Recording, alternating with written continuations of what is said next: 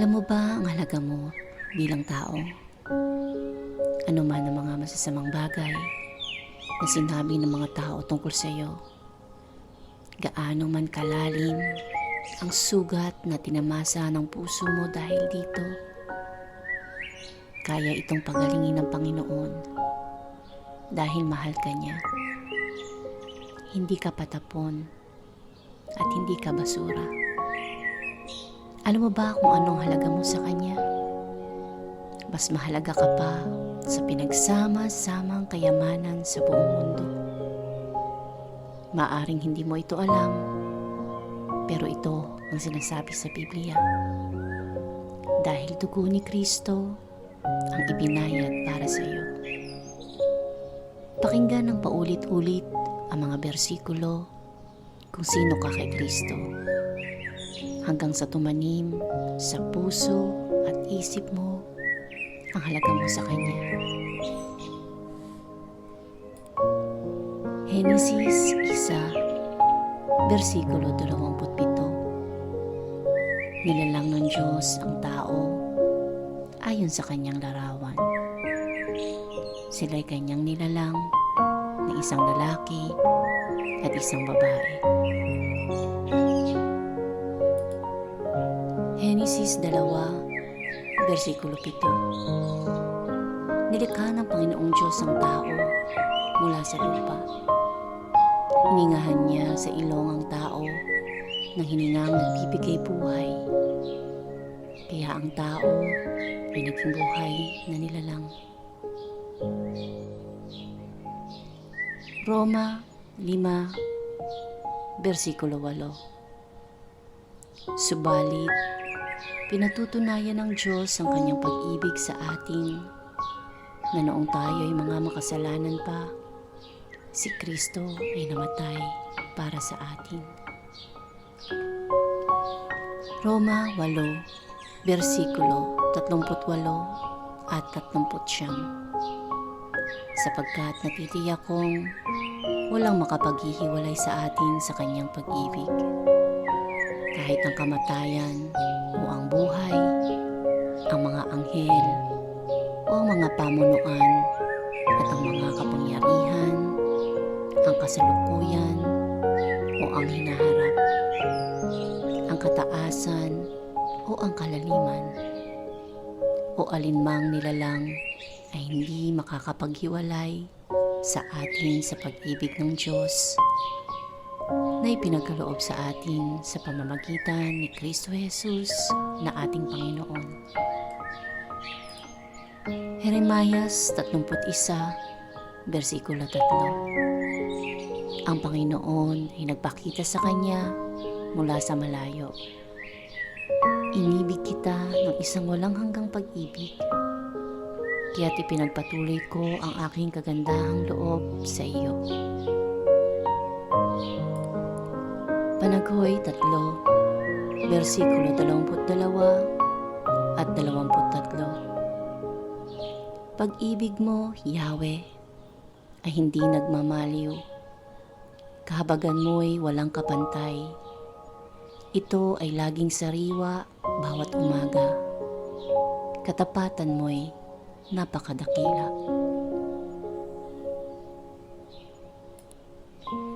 Deuteronomio 7, versikulo 9. Kaya't pakatatandaan ninyong si Yahweh na inyong Diyos ay Diyos, at Siya ay Diyos na hindi marunong sumira sa pangako.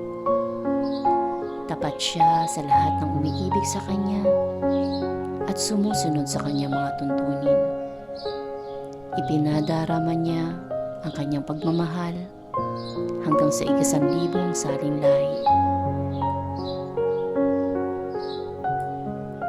Mga awit 63, versikulo 3. Ang wagas na pag-ibig mo'y mainam pa kaysa buhay. Kaya pupurihin kita, O Diyos, at pararangalan. Isayas 54, versikulo 10. Maguguho ang mga bundok at ang mga burol ay mayayanig. Ngunit ang wagas na pag-ibig ko'y hindi maglalaho at mananatili ang kapayapaang aking ipinangako. Iyan ang sinabi ni Yahweh na nagmamahal sa iyo. Isayas 41, versikulo 10. Ako ay isa sa iyo, huwag kang matakot. Ako ang iyong Diyos, hindi ka dapat mangamba. Palalakasin kita at tutulungan, iingatan at ililigtas. Mga awit 107, versikulo 1. Purihin si Yahweh sa kanyang kabutihan. Pag-ibig niya'y tunay, laging tapat kailanman. Mga awit 107, versikulo 8 at 9. Kaya dapat namang kay Yahweh ay magpasalamat dahil sa pag-ibig at kahanga-hanga niyang pagliligtas. Mga nauuhaw ay pinapainom upang masiyahan. Mga nagugutom ay pawang binubusog sa mabuting bagay. Mga awit 31, versikulo 7. Ako'y magagalak sa inyong pag-ibig dahil nakita niyo ang aking pagdurusa at nalalaman niyo ang tinitiis kong kahirapan.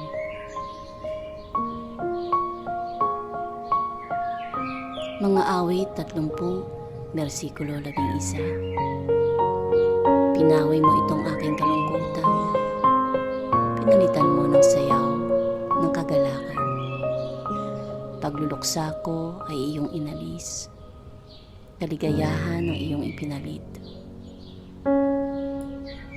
Mateo 6, versikulo 25 at 26. Kaya sinasabi ko sa inyo, huwag kayong mag-alala tungkol sa inyong buhay.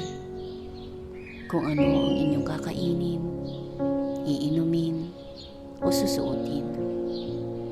Dahil kung binigyan kayo ng Diyos ng buhay, siguradong bibigyan din niya kayo ng pagkain at isusuot. Tignan niyo mga ibon sa himpapawid. Hindi sila nagtatanim o nag-aani o nag-iipon ng pagkain sa bodega. Ngunit pinapakain sila ng inyong amang nasa langit. Hindi ba't mas mahalaga kayo kaysa sa mga ibon? Mika 7, versikulo 18. Wala na pong ibang Diyos na tulad niyo. Pinatawad niyo ang kasalanan ng mga natitirang mamamayan na pag-aari ninyo. Hindi kayo nananatiling galit magpakailanman dahil kinagagalak niyong mahalin kami.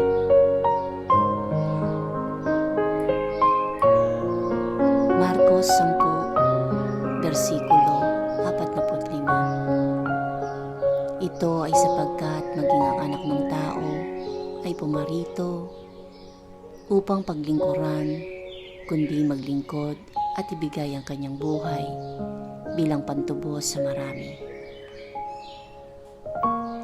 Ikalawang Korinto 5, versikulo 21. Hindi nagkasala si Kristo, ngunit alang-alang sa atin, siya itinuring na makasalanan upang sa pakikipag-isa natin sa Kanya ay maging matuwid tayo sa harap ng Diyos. Galatia 3, versikulo 13. Tinubos tayo ni Kristo mula sa sumpa ng kautusan nang siya'y naging sumpa para sa atin. Sapagkat nasusulat, sumpain ang bawat pinibitay sa punong kahoy. Juan 3, versikulo 16. Sapagkat ganito ang pag-ibig ng Diyos sa mga tao sa sanlibutan, Ibinigay niya ang kanyang bugtong na anak upang ang sino mang sumasampalataya sa kanya ay hindi mapahamak kundi magkaroon ng buhay na walang hanggan. Unang Korinto 1, versikulo 30. Dahil sa Kanya, tayo'y na kay Kristo Jesus. Si Kristo ang karunungan ng Diyos para sa atin. Sa pamamagitan niya, itinuring tayo ng Diyos na matuwid, ibinukod para sa Kanya at tinubos sa ating mga kasalanan. Roma 8, versikulo 14 hanggang 16. Ang mga taong pinapatnubayan ng Espiritu ng Diyos ay mga anak ng Diyos. At ang Espiritu na tinanggap nyo ay hindi kayo inalipin upang muling matakot. Sa halip, ginawa kayong mga anak ng Diyos. Ngayon, sa pamamagitan ng Banal na Espiritu, natatawag na ninyong Ama ang Diyos. Ang Banal na Espiritu at ang ating Espiritu ay parehong nagpapatunay na tayo'y mga anak ng Diyos.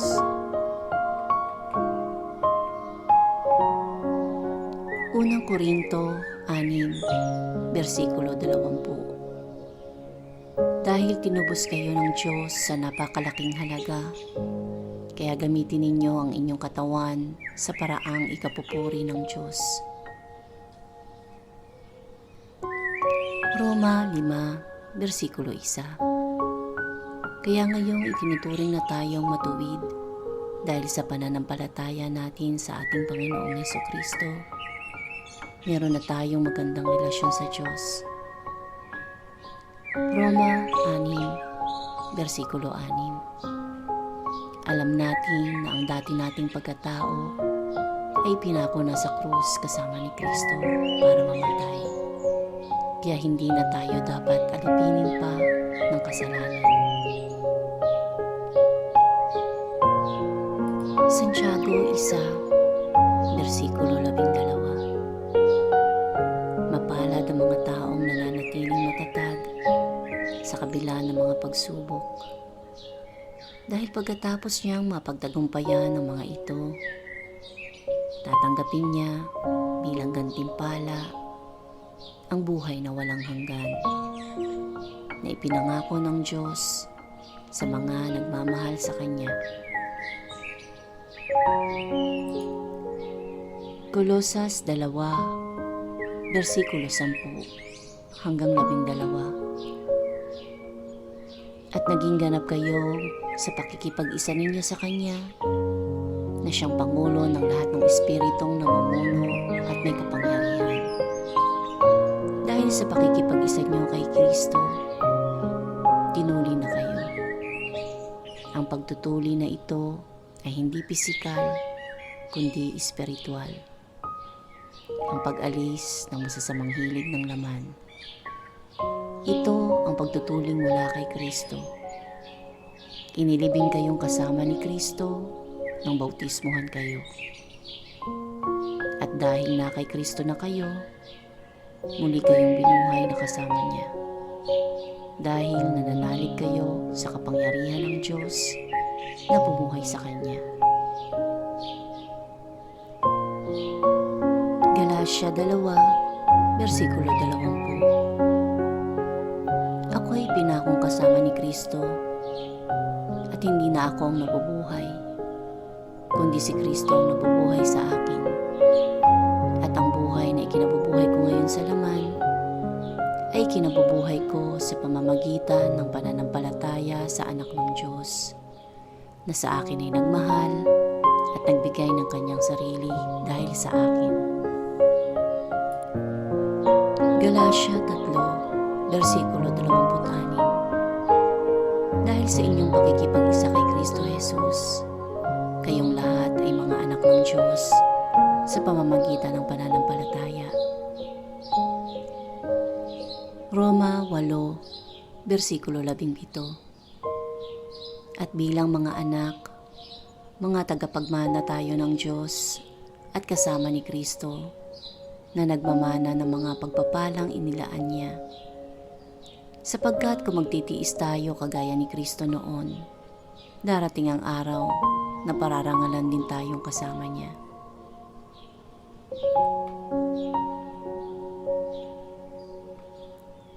Unang Juan 3, versikulo 1 at 2. Pag-isipan ninyo kung gaano kadakila ang pag-ibig ng Ama sa atin. Tinawag niya tayong mga anak niya, at tunay nga na tayo'y mga anak niya. Kaya hindi tayo nakikilala ng mga tao sa mundo dahil hindi nila kilala ang Diyos. Mga minamahal, mga anak tayo ng Diyos. Ngunit hindi pa naihahayag kung magiging ano tayo sa hinaharap. Alam natin na sa pagbabalik ni Kristo, tayo ay magiging katulad niya dahil makikita natin kung sino talaga siya. Efeso 2, versikulo 13. Ngunit ngayon, dahil sa inyong pakikipag-isa kay Kristo Jesus, kayo na dati malayo ay inilapit sa pamamagitan ng dugo ni Kristo.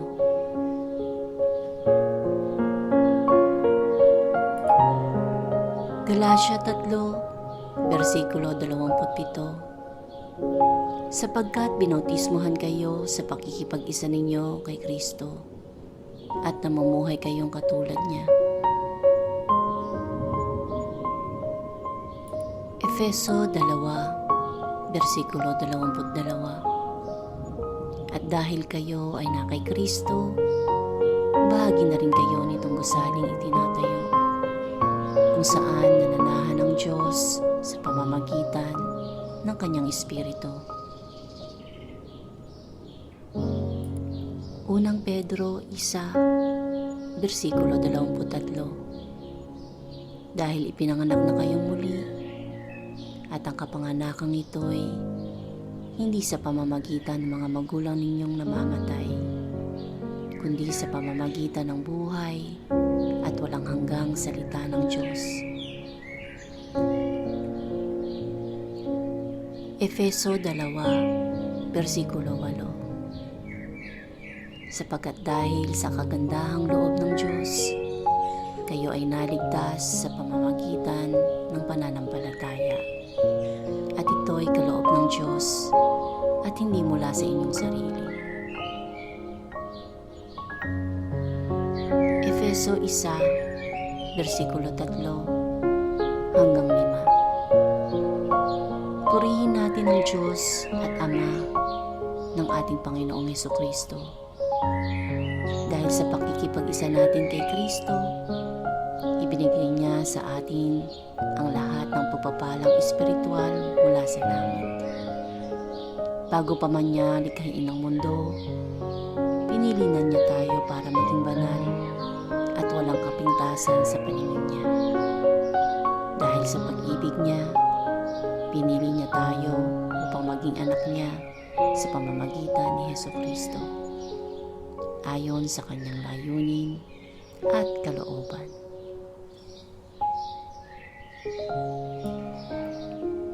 Galatia 4, versikulo 7. Ginawa na kayo ng Diyos na mga anak at hindi na mga alipin. At kung gayon, kayo'y mga tagapagmana niya.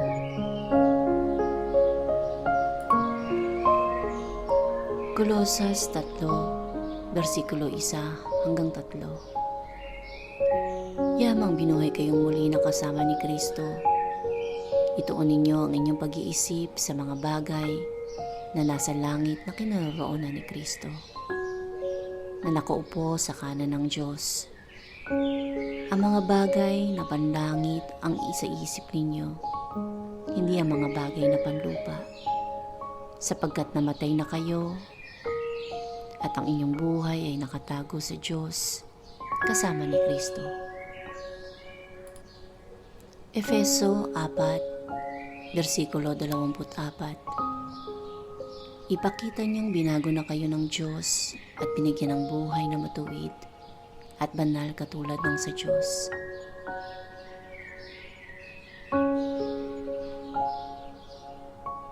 Efeso 2, versikulo 10. Nilikha tayo ng Diyos at sa pakikipag-isa natin kay Kristo Jesus, binigyan niya tayo ng bagong buhay para gumawa tayo ng kabutihan na noon pa'y itinalagana ng Diyos na gawin natin. Ikalawang Korinto 5, versikulo 17. Kaya't kung nakipag-isa na kay Kristo ang isang tao, isa na siyang bagong nilalang. Wala na ang dati niyang pagkatao. Sa halip, ito'y napalitan na ng bago.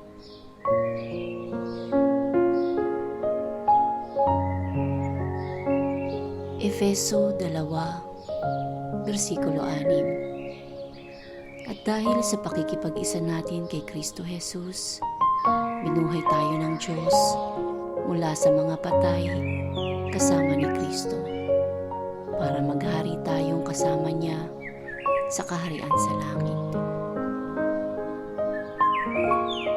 Unang Korinto 6, versikulo 17. At kung nakipag-isa na tayo sa Panginoong Hesukristo, kaisa niya tayo sa Espiritu. Roma 8, versikulo 1. Kaya ngayon, hindi nahahatulan ng kaparusahan ang mga anak kay Kristo Jesus.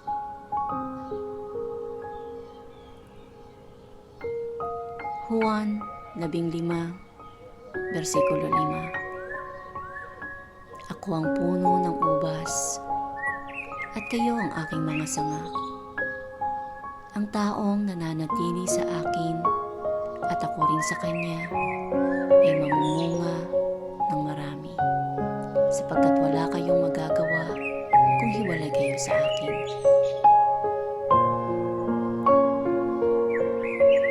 Efeso 1, versikulo 7. Sa pamamagitan ng dugo ni Kristo, tinubos tayo, na ang ibig sabihin ay pinatawad ang mga kasalanan natin. Napakalaki ng biyayang ipinagkaloob sa atin ng Diyos.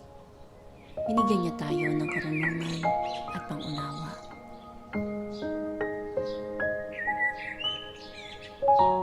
Ikalawang Korinto 2, versikulo 14.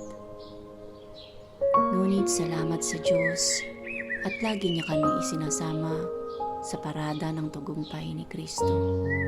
Dahil sa aming pakikipag-isa sa Kanya at sa pamamagitan namin, ay pinalaganap ng Diyos sa lahat ng dako ang mabangong halimuyak ng pagkakilala sa Kanya. Unang Pedro 2, versikulo 9. Ngunit kayo'y mga taong pinili, mga mahalikang pari at mga mamamayan ng Diyos. Pinili kayo ng Diyos na maging Kanya upang ipahayag ninyo ang kahanga-hanga niyang mga gawa. Siya ang tumawag sa inyo mula sa kadiliman tungo sa kahanga-hanga niyang kaliwanagan.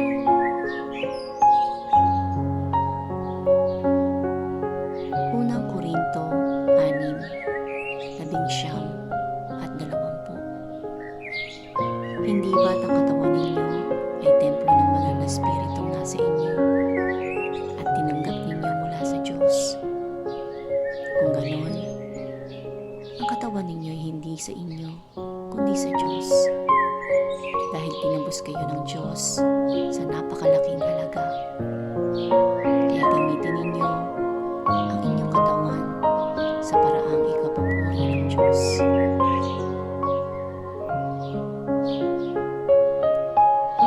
Juan 1, versikulo 12. Ngunit lahat ng tumanggap at sumampalataya sa Kanya ay binigyan niya ng karapatang maging anak ng Diyos. Efeso 3, versikulo 12. Sa pananampalataya natin kay Kristo Jesus at pakikipag-isa sa Kanya, tayo ngayon ay malaya nang makakalapit sa Diyos nang walang takot o pag-aalinlangan. Roma 5, versikulo 17. Dahil sa kasalanan ng isang tao, naghari ang kamatayan. Pero dahil sa ginawa ng isa pang tao na si Jesucristo, ang mga taong tumanggap ng masaganang biyaya at kaloob ng Diyos ay itinuring niyang matuwid at maghahari sila sa buhay na walang hanggan.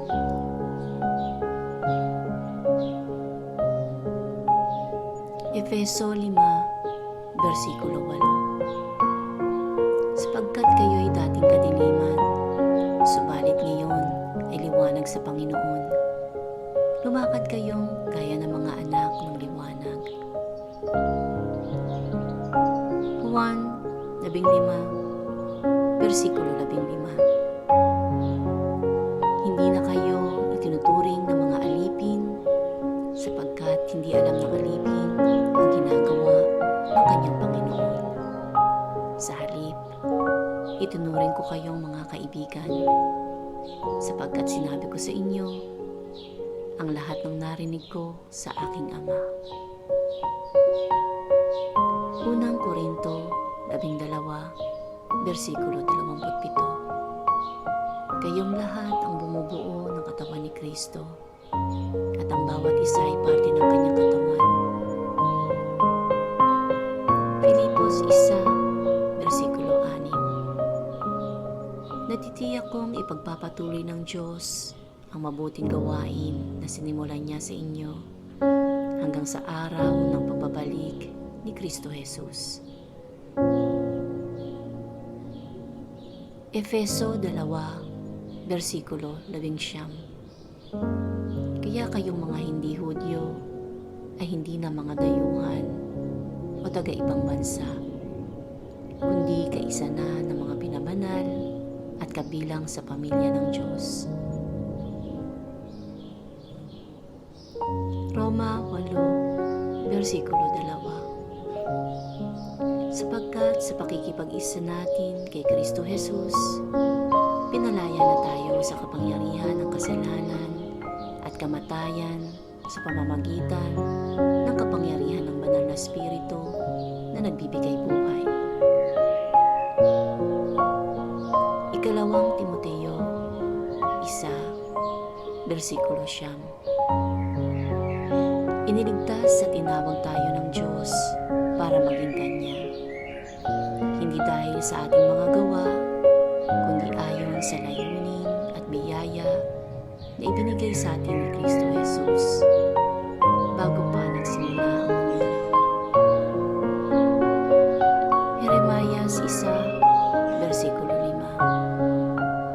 5. Bago ka pa ipinaglihi at ipinanganak, ipinili na kita upang maging propeta para sa lahat ng bansa.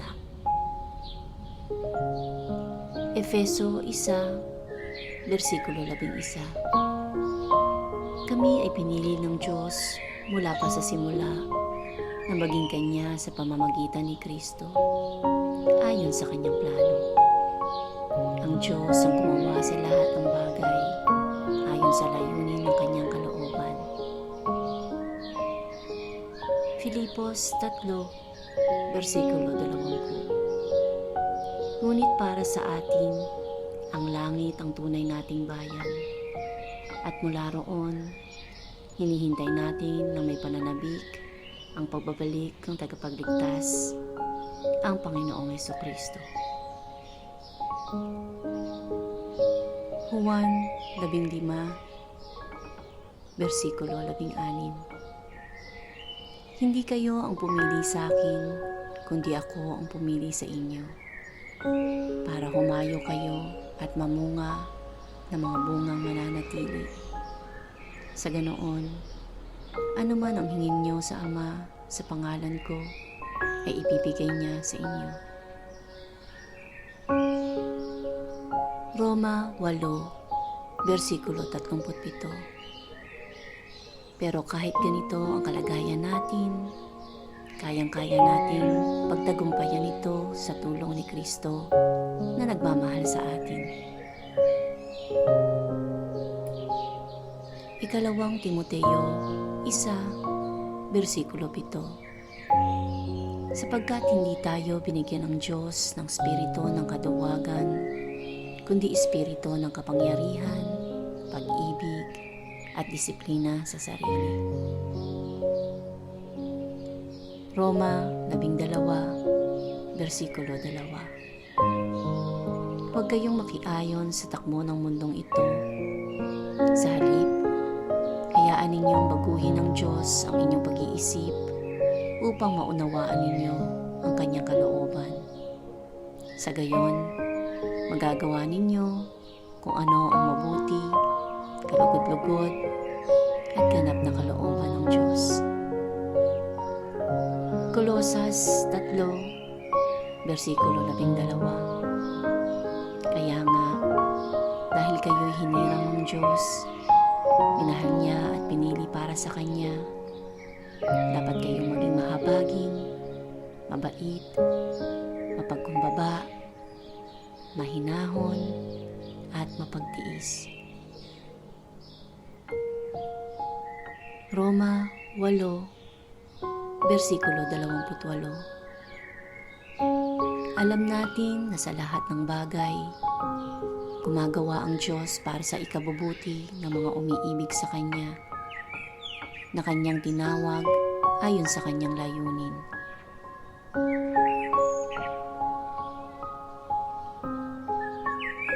Filipos 4, versikulo 13. Kaya kong harapin ang kahit anong kalagayan sa pamamagitan ng tulong ni Kristo na nagpapatatag sa akin. Mateo 5, versikulo 14. Kayo ang ilaw ng sanlibutan. Ang isang lungsod na nakatayo sa ibabaw ng burol ay hindi maitatago. Jeremiah 29, versikulo 11. Alam ko kung paano ko tutuparin ang mga plano ko para sa kabutihan niyo at hindi sa kasamaan niyo, at plano para bigyan kayo ng pag-asa na magkaroon kayo ng mabuting kinabukasan.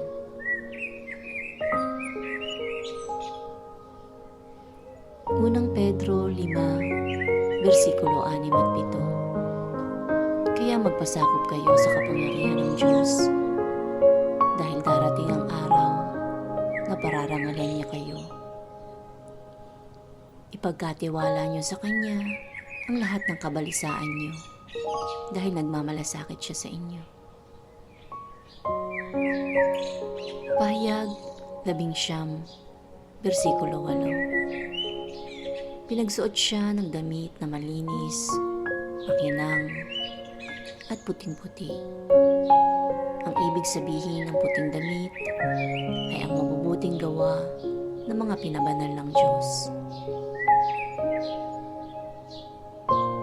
Zephanias 3, versikulo 17. Sapagkat kasama niyo ang Panginoon na inyong Diyos, katulad siya ng isang makapangyarihang sundalo na magliligtas sa inyo. Magagalak siya sa inyo, at sa pamamagitan ng kanyang pag-ibig ay babaguhin niya ang inyong buhay. Aawit siya ng may kagalakan dahil sa inyo.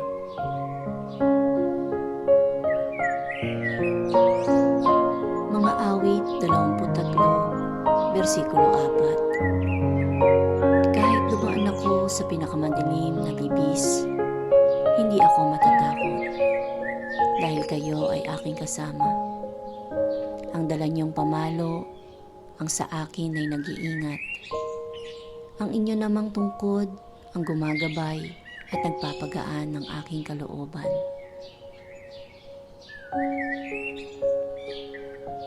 Juan 14, versikulo 1 hanggang 3. Sinabi ni Jesus sa kanila, huwag kayong mabagabag. Magtiwala kayo sa Diyos at magtiwala rin kayo sa akin. Sa tahanan ng aking ama ay maraming silid. Pupunta ako ron para ipaganda kayo ng lugar. Hindi ko ito sasabihin kung hindi ito totoo. Kapag naroon na ako at naipaganda na kayo ng lugar, babalik ako at isasama kayo upang kung nasaan ako ay naroon din kayo.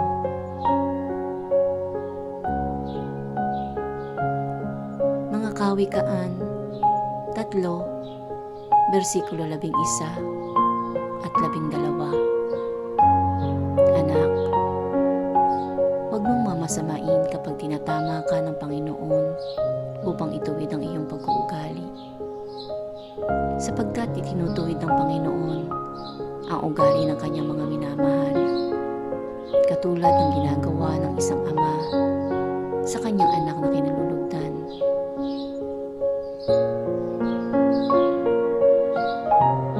Ikalawang Korinto 5, versikulo 20. Kaya nga, mga sugo kami ni Kristo, at sa pamamagitan namin, nakikiusap ang Diyos sa inyo na manumbalik na kayo sa Kanya.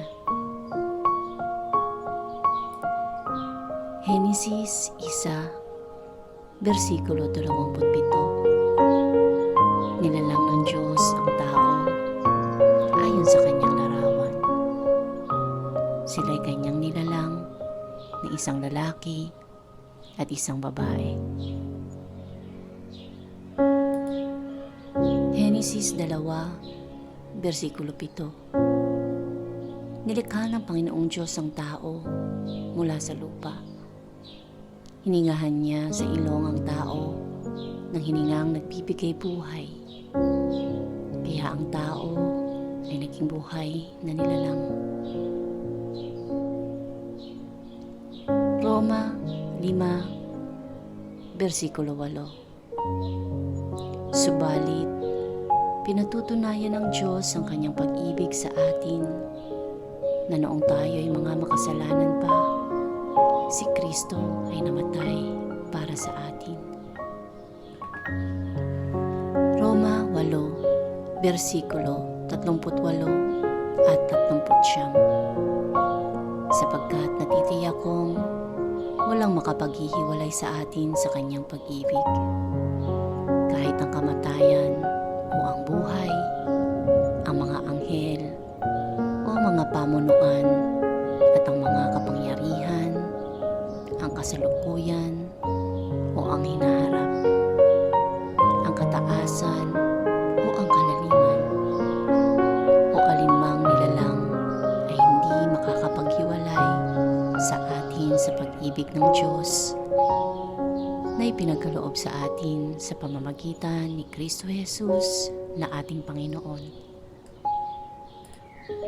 Jeremias 31, versikulo 3. Ang Panginoon ay nagpakita sa kanya mula sa malayo. Inibig kita ng isang walang hanggang pag-ibig, kaya't ipinagpatuloy ko ang aking kagandahang loob sa iyo. Panaghoy 3, versikulo 22 at 23. Pag-ibig mo, Yahweh, ay hindi nagmamaliw. Kahabagan mo'y walang kapantay. Ito ay laging sariwa bawat umaga. Katapatan mo'y napakadakila. Deuteronomio 7, versikulo 9. Kaya't pakatatandaan ninyong si Yahweh na inyong Diyos ay Diyos, at siya ay Diyos na hindi marunong sumira sa pangako. Tapat siya sa lahat ng umiibig sa Kanya at sumusunod sa Kanyang mga tuntunin. Ipinadarama niya ang Kanyang pagmamahal hanggang sa 1,000 saling lahi. Mga awit 63, versikulo 3. Ang wagas na pag-ibig mo'y mainam pa kaysa buhay. Kaya pupurihin kita, O Diyos, at pararangalan. Isayas 54, versikulo 10. Maguguho ang mga bundok at ang mga burol ay mayayanig. Ngunit ang wagas na pag-ibig ko'y hindi maglalaho. At mananatili ang kapayapaang aking ipinangako. Iyan ang sinabi ni Yahweh na nagmamahal sa iyo. Isayas 41, versikulo 10. Ako ay isa sa iyo, huwag kang matakot. Ako ang iyong Diyos, hindi ka dapat mangamba. Palalakasin kita at tutulungan, iingatan at iniligtas. Mga awit 107, versikulo 1. Purihin si Yahweh sa kanyang kabutihan. Pag-ibig niya'y tunay, laging tapat, kailanman. Mga awit 107, versikulo 8 at 9. Kaya dapat namang kay Yahweh ay magpasalamat dahil sa pag-ibig at kahanga-hanga niyang pagliligtas. Mga nauuhaw ay pinapainom upang masiyahan. Mga nagugutom ay pawang binubusog sa mabuting bagay. Mga awit 31, versikulo 7. Ako'y magagalak sa inyong pag-ibig dahil nakita niyo ang aking pagdurusa at nalalaman niyo ang tinitiis kong kahirapan.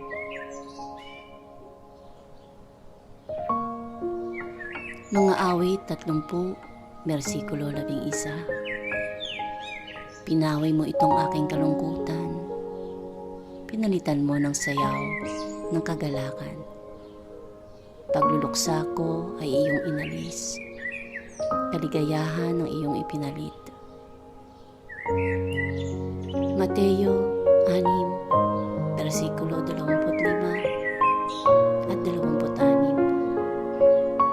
Kaya sinasabi ko sa inyo, huwag kayong mag-alala tungkol sa inyong buhay. Kung ano ang inyong kakainin, iinumin o susuotin. Dahil kung binigyan kayo ng Diyos ng buhay, siguradong bibigyan din niya kayo ng pagkain at isusuot. Tignan niyo mga ibon sa himpapawid. Hindi sila nagtatanim o nag-aani o nag-iipon ng pagkain sa bodega. Ngunit pinapakain sila ng inyong amang nasa langit. Hindi ba't mas mahalaga kayo kaysa sa mga ibon? Mika 7, versikulo 18. Wala na pong ibang Diyos na tulad niyo. Pinatawad niyo ang kasalanan ng mga natitirang mamamayan na pag-aari ninyo. Hindi kayo nananatiling galit magpakailanman dahil kinagagalak niyong mahalin kami.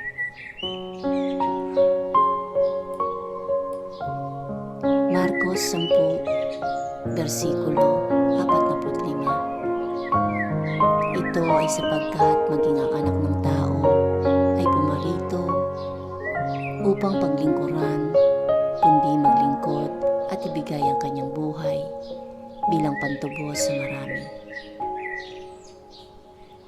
Ikalawang Korinto 5, versikulo 21. Hindi nagkasala si Kristo, ngunit alang-alang sa atin, siya itinuring na makasalanan upang sa pakikipag-isa natin sa Kanya ay maging matuwid tayo sa harap ng Diyos. Galatia 3, versikulo 13. Tinubos tayo ni Kristo mula sa sumpa ng kautusan nang siya'y naging sumpa para sa atin. Sapagkat nasusulat, sumpain ang bawat pinibitay sa punong kahoy. Juan 3, versikulo 16. Sapagkat ganito ang pag-ibig ng Diyos sa mga tao sa sanlibutan, ibinigay niya ang kanyang buktong na anak upang ang sino mang sumasampalataya sa kanya ay hindi mapahamak kundi magkaroon ng buhay na walang hanggan. Unang Korinto 1, versikulo 30. Dahil sa kanya, tayo'y na kay Kristo Jesus. Si Kristo ang karunungan ng Diyos para sa atin. Sa pamamagitan niya, itinuring tayo ng Diyos na matuwid, ibinikot para sa Kanya, at tinubos sa ating mga kasalanan. Roma 8, versikulo 14 hanggang 16. Ang mga taong pinapatnubayan ng Espiritu ng Diyos ay mga anak ng Diyos. At ang Espiritu na tinanggap nyo ay hindi kayo inalipin upang muling matakot. Sa halip, ginawa kayong mga anak ng Diyos. Ngayon, sa pamamagitan ng banal na Espiritu, natatawag na ninyong Ama ang Diyos. Ang banal na Espiritu at ang ating Espiritu ay parehong nagpapatunay na tayo'y mga anak ng Diyos. Unang Korinto 6, versikulo 20. Dahil tinubos kayo ng Diyos sa napakalaking halaga, kaya gamitin ninyo ang inyong katawan sa paraang ikapupuri ng Diyos. Roma 5, versikulo 1. Kaya ngayong itinuturing na tayong matuwid dahil sa pananampalataya natin sa ating Panginoong Jesucristo, meron na tayong magandang relasyon sa Diyos. Roma 6, versikulo 6. Alam natin na ang dati nating pagkatao ay pinako na sa krus kasama ni Kristo para mamatay. Kaya hindi na tayo dapat alipinin pa ng kasalanan. Santiago 1, versikulo 12. Mapalad ang mga taong nananatiling matatag sa kabila ng mga pagsubok. Dahil pagkatapos niyang mapagtagumpayan ang mga ito, tatanggapin niya bilang gantimpala ang buhay na walang hanggan na ipinangako ng Diyos sa mga nagmamahal sa Kanya. Kolosas 2, versikulo 10 hanggang 12. At naging ganap kayo sa pakikipag-isa ninyo sa Kanya, na siyang Pangulo ng lahat ng Espiritong namumuno at may kapangyarihan. Dahil sa pakikipag-isa nyo kay Kristo, tinuli na kayo. Ang pagtutuli na ito ay hindi pisikal, kundi espiritual. Ang pag-alis ng masasamang hilig ng laman.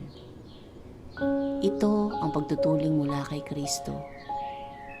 Inilibing kayong kasama ni Kristo nang bautismuhan kayo. At dahil na kay Kristo na kayo, muli kayong binuhay na kasama niya. Dahil nananalig kayo sa kapangyarihan ng Diyos na bumuhay sa Kanya. Galatia 2, versikulo 20. Ako ay pinakong kasama ni Kristo at hindi na ako ang nabubuhay, kundi si Kristo ang nabubuhay sa akin. At ang buhay na ikinabubuhay ko ngayon sa laman ay kinabubuhay ko sa pamamagitan ng pananampalataya sa Anak ng Diyos, na sa akin ay nagmahal at nagbigay ng kanyang sarili dahil sa akin. Galatia 3, versikulo 26. Dahil sa inyong pakikipag-isa kay Kristo Jesus, kayong lahat ay mga anak ng Diyos sa pamamagitan ng pananampalataya. Roma 8, versikulo 17. At bilang mga anak, mga tagapagmana tayo ng Diyos at kasama ni Kristo na nagmamana ng mga pagpapalang inilaan niya. Sapagkat kung magtitiis tayo kagaya ni Kristo noon, darating ang araw na pararangalan din tayong kasama niya.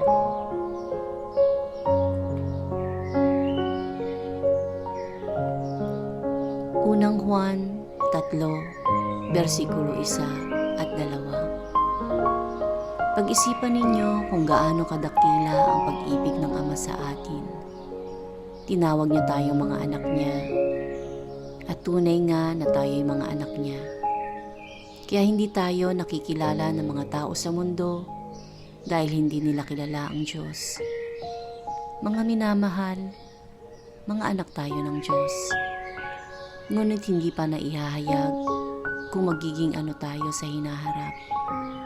Alam natin na sa pagbabalik ni Kristo, tayo ay magiging katulad niya dahil makikita natin kung sino talaga siya.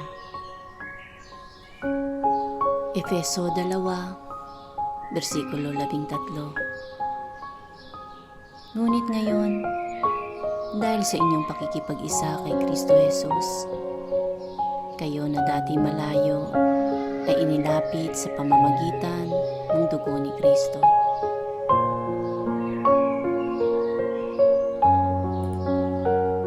Galatia 3, versikulo 27. Sapagkat binautismohan kayo sa pakikipag-isa ninyo kay Kristo at namumuhay kayong katulad niya.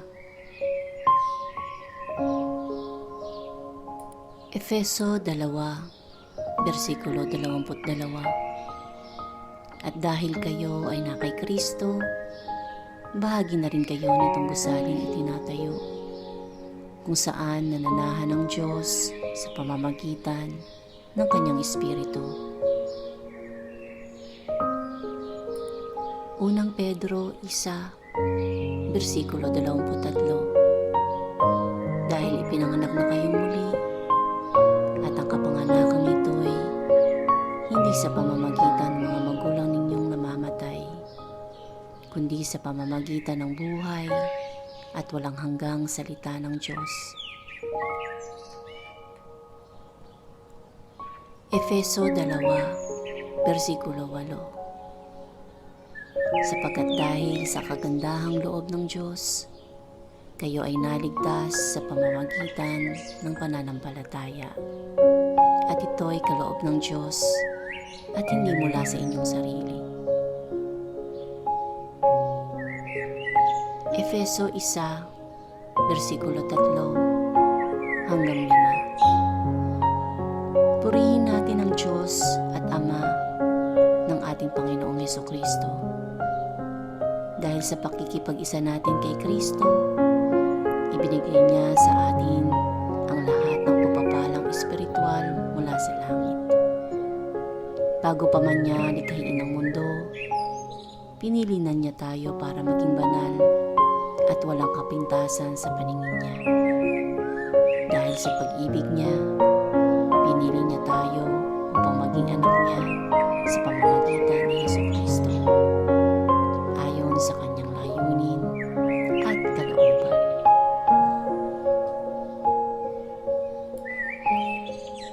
Galatia 4, versikulo 7. Ginawa na kayo ng Diyos na mga anak at hindi na mga alipin. At kung gayon, kayo'y mga tagapagmana niya.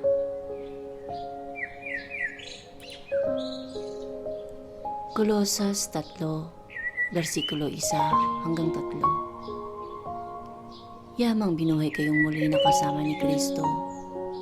Ituon ninyo ang inyong pag-iisip sa mga bagay na nasa langit na kinaroroonan ni Kristo, na nakaupo sa kanan ng Diyos.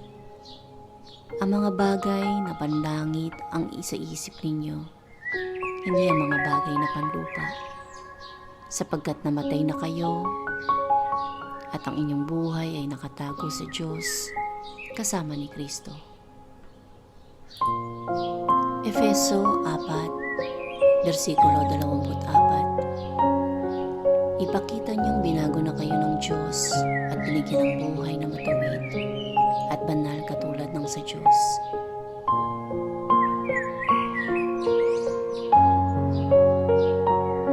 Efeso 2, versikulo 10. Nilikha tayo ng Diyos at sa pakikipag-isa natin kay Kristo Jesus, binigyan niya tayo ng bagong buhay para gumawa tayo ng kabutihan na noon pa'y tinalagana ng Diyos na gawin natin.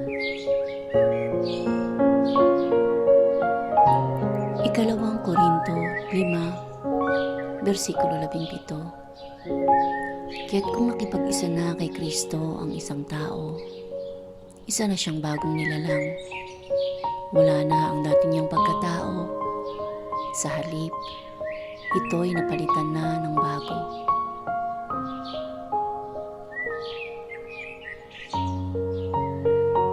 Efeso 2, versikulo 6. At dahil sa pakikipag-isa natin kay Kristo Jesus, binuhay tayo ng Diyos mula sa mga patay kasama ni Kristo para maghari tayong kasama niya sa kaharian sa langit. Unang Korinto 6, versikulo 17. At kung nakipag-isa na tayo sa Panginoong Jesucristo, kaisa niya tayo sa Espiritu. Roma 8, versikulo 1. Kaya ngayon, hindi nahahatulan ng kaparusahan ang mga anak kay Kristo Jesus.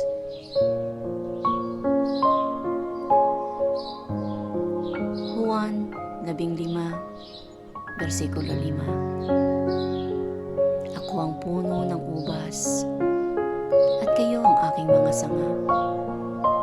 Ang taong nananatili sa akin at ako rin sa kanya ay mamumunga ng marami, sapagkat wala kayong magagawa kung hiwalay kayo sa akin.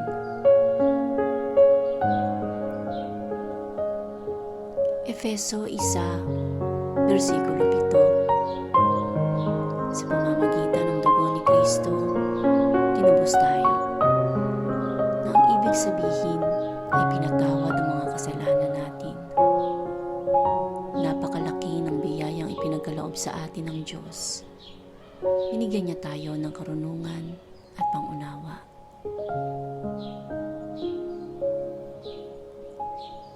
Ikalawang Korinto 2, versikulo 14.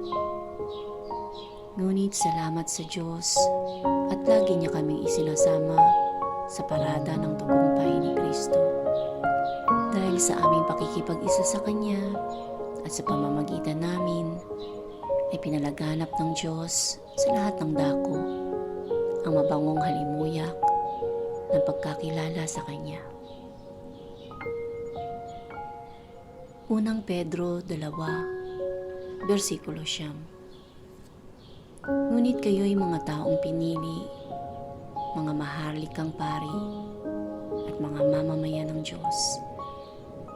Pinili kayo ng Diyos na maging Kanya upang ipahayag ninyo ang kahanga-hanga niyang mga gawa.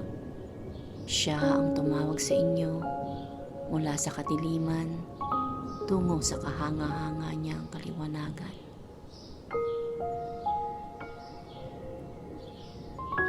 Unang Korinto 6, 19 at 20. Hindi ba't ang katawan ninyo ay templo ng banal na Espiritong nasa inyo at tinanggap ninyo mula sa Diyos? Kung ganon, ang katawan ninyo ay hindi sa inyo, kundi sa Diyos. Dahil tinubos kayo ng Diyos sa napakalaking halaga. Kaya gamitin ninyo ang inyong katawan sa paraang ikapupuri ng Diyos.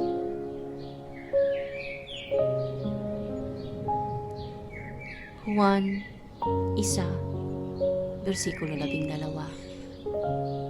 Ngunit lahat ng tumanggap at sumampalataya sa Kanya ay binigyan niya ng karapatang maging anak ng Diyos. Efeso 3, versikulo 12. Sa pananampalataya natin kay Kristo Jesus at pakikipag-isa sa Kanya, tayo ngayon ay malaya nang makakalapit sa Diyos nang walang takot o pag-aalinlangan. Roma 5, versikulo 17. Dahil sa kasalanan ng isang tao, naghari ang kamatayan. Pero dahil sa ginawa ng isa pang tao na si Jesucristo, ang mga taong tumanggap ng masaganang biyaya at kaloob ng Diyos ay itinuring niyang matuwid at maghahari sila sa buhay na walang hanggan.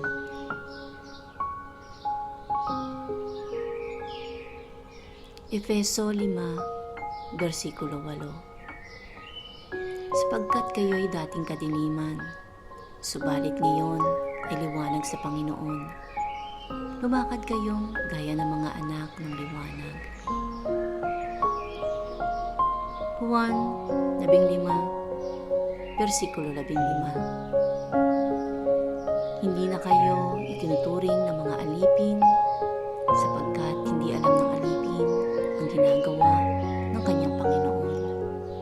Sa halip, itinuring ko kayong mga kaibigan, sapagkat sinabi ko sa inyo ang lahat ng narinig ko sa aking Ama.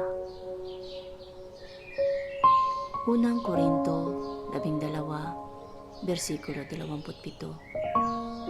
Kayong lahat ang bumubuo ng katawan ni Kristo, at ang bawat isa ay parte ng kanyang katawan. Filipos 1, versikulo 6. Natitiyak kong ipagpapatuloy ng Diyos ang mabuting gawain na sinimulan niya sa inyo hanggang sa araw ng pagbabalik ni Kristo Jesus. Efeso 2, versikulo 11. Kaya kayong mga hindi Hudyo ay hindi na mga dayuhan o taga-ibang bansa, kundi kaisa na ng mga pinabanal at kabilang sa pamilya ng Diyos. Roma 8, versikulo 2. Sapagkat sa pakikipag-isa natin kay Kristo Jesus, pinalaya na tayo sa kapangyarihan ng kasalanan at kamatayan sa pamamagitan ng kapangyarihan ng banal na Espiritu na nagbibigay buhay. Ikalawang Timoteo 1, versikulo 9. Iniligtas sa tinawag tayo ng Diyos para maging Kanya, hindi dahil sa ating mga gawa, kundi ayon sa layunin at biyaya na ibinigay sa atin ni Kristo Jesus bago pa nagsimula ang mundo. Jeremias 1, versikulo 5. Bago ka pa ipinanglihi at ipinanganak, ipinili na kita upang maging propeta para sa lahat ng bansa. Efeso 1, versikulo 11. Kami ay pinili ng Diyos mula pa sa simula na maging Kanya sa pamamagitan ni Kristo, ayon sa Kanyang plano. Ang Diyos ang gumawa sa lahat ng bagay ayon sa layunin ng Kanyang kalooban. Filipos 3, versikulo 20. Ngunit para sa atin, ang langit ang tunay nating bayan, at mula roon, hinihintay natin na may pananabik ang pagbabalik ng tagapagligtas, ang Panginoong Jesucristo. Juan 15, versikulo 16. Hindi kayo ang pumili sa akin, kundi ako ang pumili sa inyo, para humayo kayo at mamunga ng mga bungang mananatili. Sa ganoon, ano man ang hingin niyo sa Ama sa pangalan ko, ay ibibigay niya sa inyo.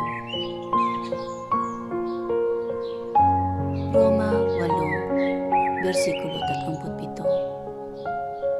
Pero kahit ganito ang kalagayan natin, kayang-kaya nating pagtagumpayan ito sa tulong ni Kristo na nagmamahal sa atin. Ikalawang Timoteo 1, versikulo 7. Sapagkat hindi tayo binigyan ng Diyos ng espiritu ng kaduwagan, kundi espiritu ng kapangyarihan, pag-ibig, at disiplina sa sarili.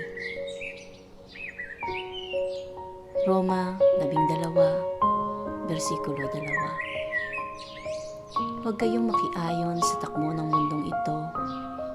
Sa halip, hayaan ninyong baguhin ng Diyos ang inyong pag-iisip upang maunawaan ninyo ang kanyang kalooban. Sa gayon, magagawa ninyo kung ano ang mabuti, kalugod-lugod, at ganap na kalooban ng Diyos. Kolosas 3, versikulo 12. Kaya nga, dahil kayo'y hinirang ng Diyos, minahal niya at pinili para sa Kanya, dapat kayong maging mahabagin, mabait, mapagkumbaba, mahinahon, at mapagtiis. Roma 8, versikulo 28. Alam natin na sa lahat ng bagay, gumagawa ang Diyos para sa ikabubuti ng mga umiibig sa Kanya, na Kanyang tinawag ayon sa Kanyang layunin.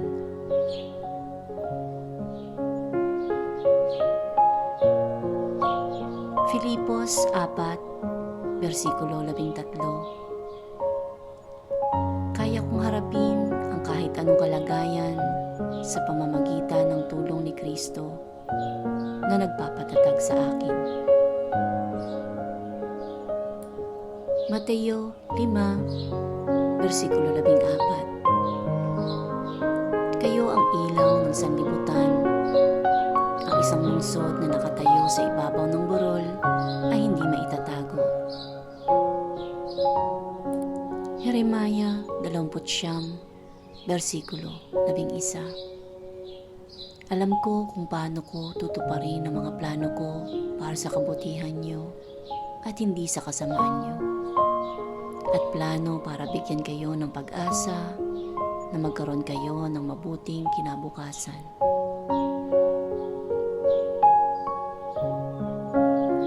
Unang Pedro 5, versikulo 6 at 7.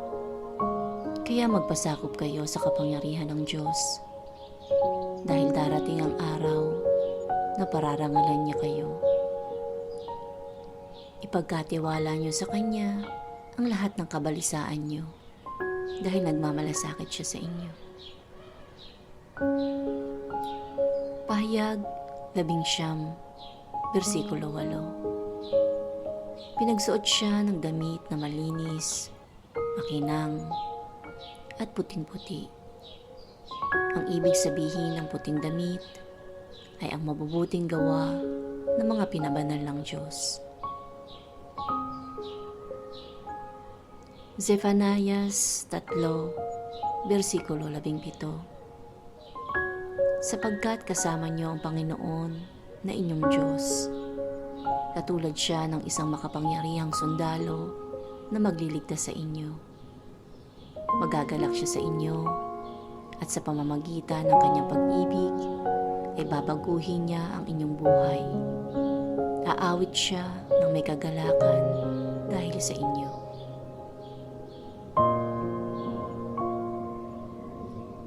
Mga awit 23, versikulo 4. Kahit dumaan ako sa pinakamadilim na libis, hindi ako matatakot, dahil kayo ay aking kasama.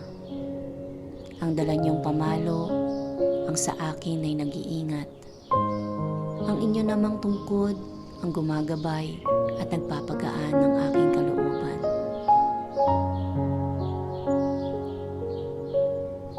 Juan 14, versikulo 1 hanggang 3. Sinabi ni Jesus sa kanila, "Huwag kayong mabagabag.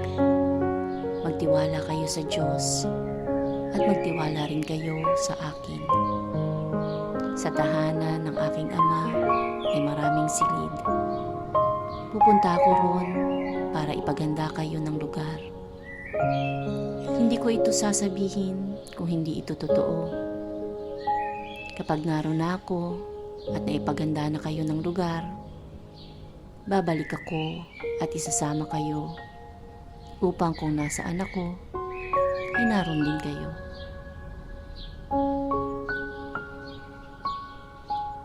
Mga Kawikaan 3, versikulo 11 at 12. Anak, huwag mong mamasamain kapag tinatama ka ng Panginoon upang ituwid ang iyong pag-uugali. Sapagkat itinutuwid ng Panginoon ang ugali ng kanyang mga minamahal, katulad ng ginagawa ng isang ama sa kanyang anak na kinalulugdan.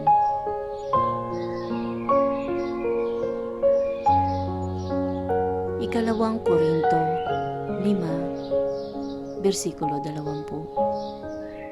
Kaya nga, mga sugo kami ni Kristo, at sa pamamagitan namin, nakikiusap ang Diyos sa inyo na manumbalik na kayo sa Kanya.